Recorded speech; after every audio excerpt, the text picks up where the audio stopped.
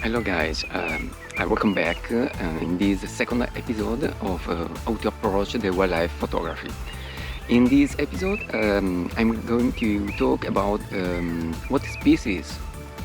Last time we had seen where to look for wildlife.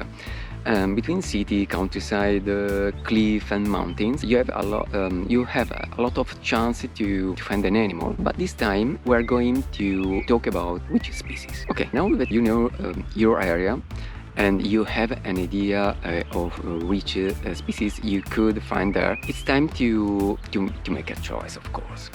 First of all, you need to consider a question. Your lesson will condition your choice. Yes, unfortunately, for certain type of animal, you'll need a long lenses, like a 600mm or more, or maybe a fast lens if you have to photograph in low light condition and you can't use an external source of light. But we try to better clarify the question.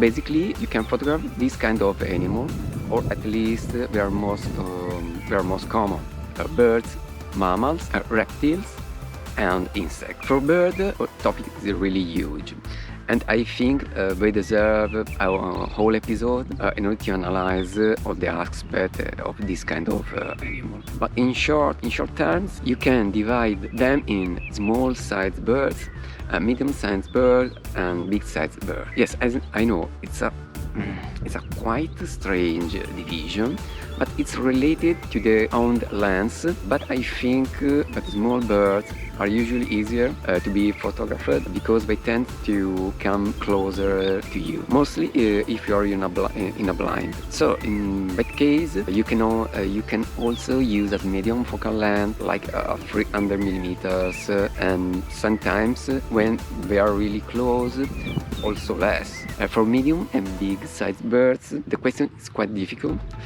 because they will be often far, maybe on a perch or on a tree or on a rock as well, and you need a long telephoto lens. A good starting point is, in my opinion, a lens of 400mm, better 500mm, and better again a 600mm prime lens, I mean f4 and f4, yes, in order to use a teleconverter with the lens. But unfortunately those lenses are really expensive, so they are not for everybody. An alternative, and often a good alternative, could be a big zoom lens, like the 150 and 600mm by Sigma or Tamron. They are the most well known, and just to name two.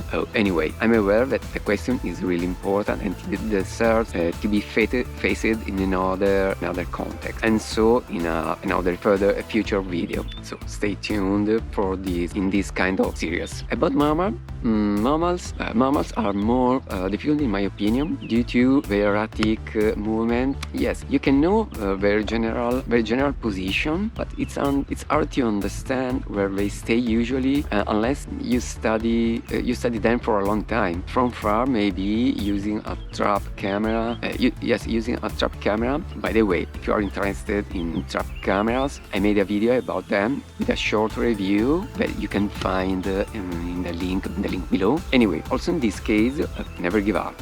In my opinion, there are some species that are easier, like the deers, mouflons, hares, that can be photographed also from far with good results. Mostly in backlight condition, but unfortunately I'm not really expert about mammals, and I can only tell to be careful and not to make a lot of noise when you are in nature, and if you can stay upwind so that animals can smell you. About reptiles, that isn't my field, unfortunately. However, I think they are quite easy to photograph. More difficult instead is to find them. Of course, many of them in winter are hibernating, but in spring and summer will be easier, seeing some turtle or lizards somewhere in the countryside, for example, more in woodland. And in that case, try to not make a lot of noise and try to walk quietly, even when you're with some friend of yours. Insects are a topic apart.